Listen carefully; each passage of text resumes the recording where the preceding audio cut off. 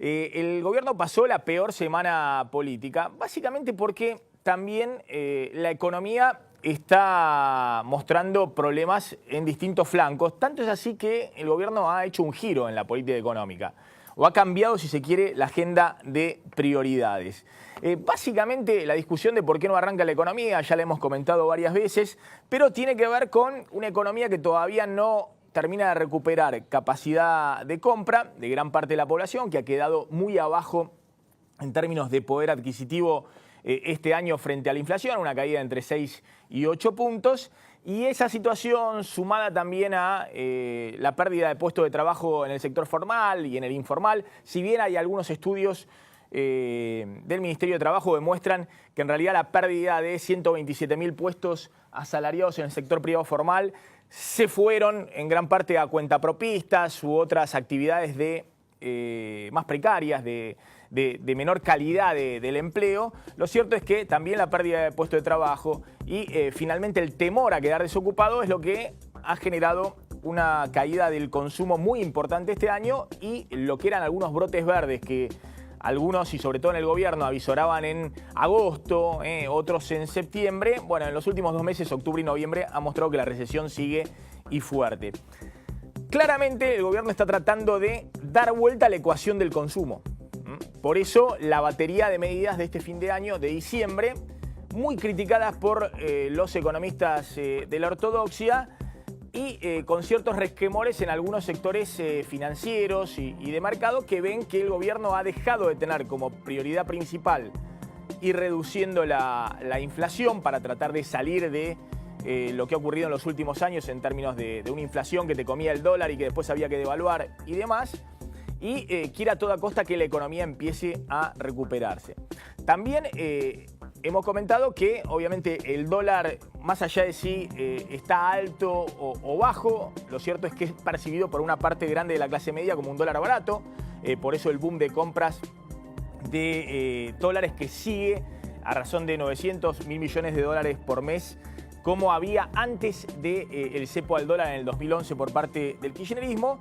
Y eso genera también que gran parte de la clase media, que tiene capacidad de ahorro, 1 millón de personas que son las que compran dólares, que podrían estar comprando propiedades o motorizando algunos consumos durables, están y siguen refugiándose en el dólar. Esa situación también genera el boom de 1,5 millones de personas, que también son los que tienen capacidad de ahorro, de una clase media alta o media con capacidad de ahorro, que en la Argentina sigue viajando a Miami o a Chile. Exactamente lo mismo, comportamientos típicos que ocurrían en el kirchnerismo en los últimos años, cuando el dólar había quedado muy atrasado, como fue en el 2013 y en el 2015. Y a lo que se le suma también lo que en el Ministerio de Economía hablaban de la bicicleta financiera por las altas tasas de interés, que se fue instalando casi como una especie de prioridad política, que en Argentina hay que bajar la tasa de interés para que la economía empiece a caminar. Tanto así que hasta Elisa Carrió ha planteado esto últimamente en distintas apariciones mediáticas. Más allá de si eso alcanza para que la economía arranque o no, es cierto que la tasa de interés alta en dólares compite contra la inversión. Un empresario que hace la evaluación y dice, bueno, puedo ganar en las LEVAX en los últimos 4 o 5 meses, 15% en dólares en 4 o 5 meses, es difícil que hunda capital haciendo una gran construcción en la obra privada o en una empresa si no tiene bien en claro cuál es el horizonte a futuro y puede tener semejante rentabilidad financiera. Pero más allá de esas cuestiones, también de que la obra pública no termina de arrancar, arrancó fuerte en los últimos 2 meses, pero ahora están de nuevo con algún problema de pagos porque hay preocupación con el déficit fiscal. Obviamente había quedado totalmente paralizada en la primera parte del año por el efecto Lázaro, la corrupción. Nadie se animaba a firmar un papel porque la corrupción era espantosa y los funcionarios que entraban no querían quedar enganchados con todas las maniobras que se habían orquestado hasta diciembre del año pasado. El efecto Brasil, que Brasil no termina de recuperarse. Todas cuestiones que explican por qué la economía no arranca. Pero bueno, básicamente el problema principal es que esta economía sigue en muchos aspectos en la lógica de lo que mató el programa económico del kirchnerismo en los últimos 5 años. Que es que cuando en la Argentina no se sabe cómo hacer para terminar con la inflación, entras en un círculo vicioso en el cual si no frenás la inflación, la devaluación que tuviste, por ejemplo la de diciembre, en algún momento te la termina de comer la inflación. Cuando el dólar queda barato, empieza a ver lo que estamos viendo, se siguen comprando dólares un sector de la clase media, se van al exterior otros que pueden. El gobierno tiene que empezar a atajar penales en la aduana porque si no la producción nacional tiene riesgo de pérdida de empleos importantes y nadie sabe bien cómo se sale de eso. Porque si empezás a subir un poco el dólar, la inflación amenaza a ir detrás del dólar y eso genera el mismo círculo vicioso de siempre, más la fragilidad política de un gobierno que no encuentra el rumbo si el dólar está permanentemente subiendo y la inflación está yendo atrás. De hecho, lo que le pasó al kirchnerismo en los últimos 5 años. Es decir, el kirchnerismo, con esa lógica, no haberle encontrado la fórmula para bajar la inflación y volver a hacer la economía productiva, perdió 2 elecciones. Perdió la elección del 2015 y perdió la elección antes del 2013. Y si bien consiguió llegar hasta el 2015 para entregar el gobierno a fuerza de emisión de pesos desde el Banco Central, el cepo al dólar, generando puestos de trabajo en el sector público o planes sociales, bueno, el problema principal es que la economía no generaba puestos de trabajo en el sector privado. Macri está un poco en la misma disyuntiva. Si logra salir de esa lógica de los últimos 5 años para mirar hacia adelante y no tener un año de ajuste fuerte como este para crecer el año que viene, en el año electoral, y de nuevo comerse otro ajuste después de la elección, o si puede pavimentar una senda de crecimiento que eluda ese zigzag de los últimos 5 años que llevó a que Argentina estuviera prácticamente estancada. Un año crecía, al otro año ajustaba, al otro año crecía. Bueno, está claro que en las prioridades del gobierno, en los últimos días o en el último mes, cambiaron directamente a tratar de forzar la actividad económica, es decir, el crecimiento a cualquier costo, bajando la tasa de interés, los bonos de fin de año, el ahora 18, lo que sea para tratar de reactivar el consumo. ¿Y por qué? No es descabellado la idea esa, porque si bien cuanto más haga el gobierno ahora para tratar de salir de la recesión, le va a jugar en contra en términos de inflación, es decir, no va a tener una inflación tan baja como dice el Banco Central que puede haber el año que viene, 17% o menos, y eso le genera el problema de, che, pero ¿no seguirá la trampa de la economía acá después de la elección del año que viene? Bueno, esa situación, de todas maneras, por ahí es menos costosa que lo que estamos viendo en estos días, que es que con la economía que no arranca, la fragilidad política del gobierno empieza a desnudarse. El peronismo que colaboraba ahora se le anima y le generó y le propinó en los últimos días varias derrotas en el Congreso. Y cuando desde afuera empieza a verse que al gobierno no termina de hacer pie en términos políticos, bueno, empieza a haber tal vez expectativas económicas que se resienten. Por eso, la prioridad hoy del gobierno es que a la economía arranque.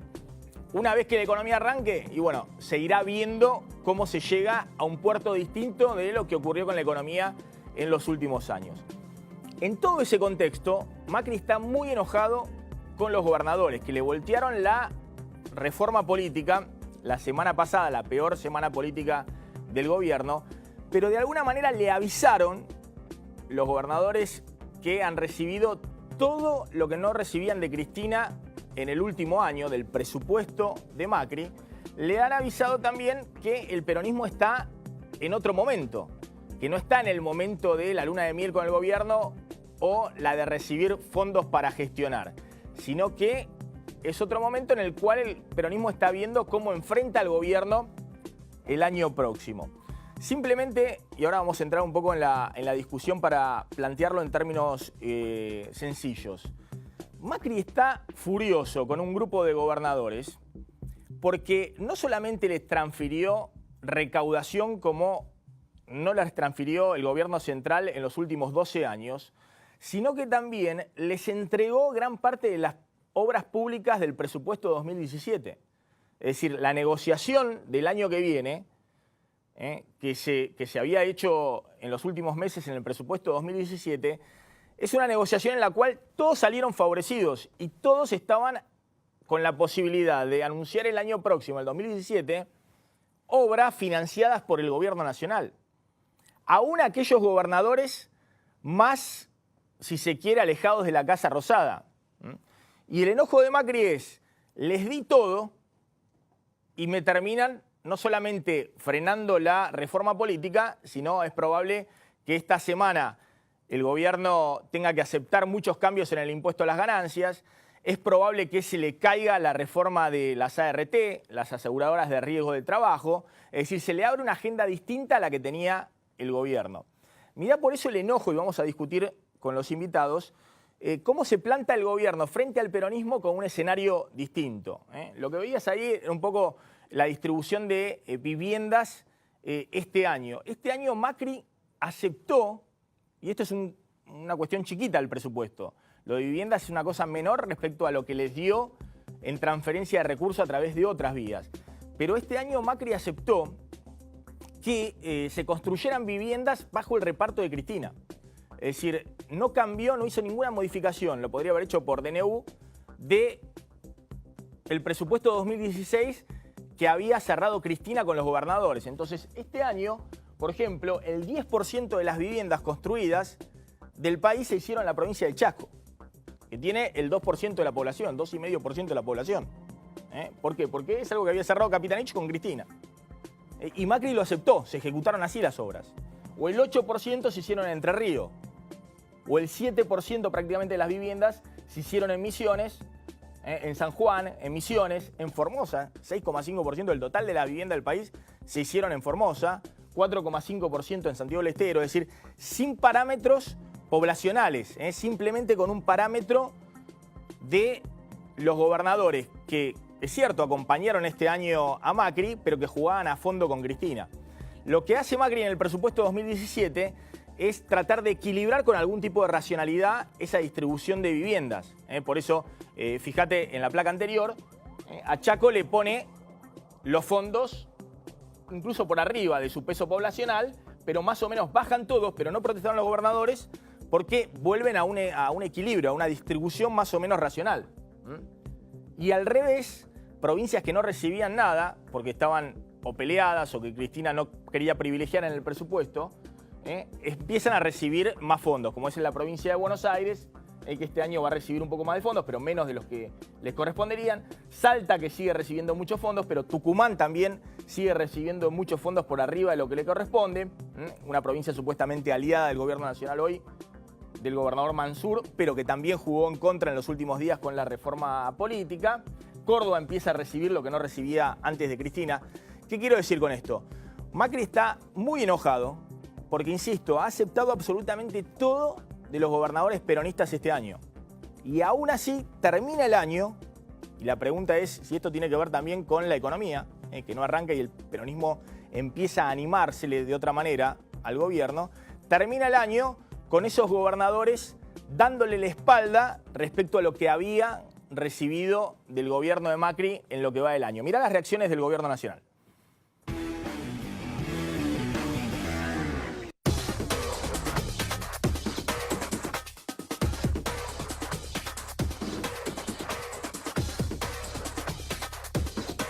¿Cuántos gobernadores apoyaron la reforma política? 20 gobernadores. Primero, depende de si el bloque Frente para la Victoria y PJ da el debate. Lo que decimos es, hay extraordinarias, hay tiempo para el debate, pero en cualquier caso, aunque no lo den, no se cayó la reforma política. Creo que hay un sistema feudal que se resiste al cambio porque cree que este cambio en materia electoral atenta contra su poder territorial. Están preocupados por la transparencia, pero no votan el voto electrónico porque quieren mantener el fraude. Hay que poner nombre y apellido a los que quieren el fraude en la Argentina.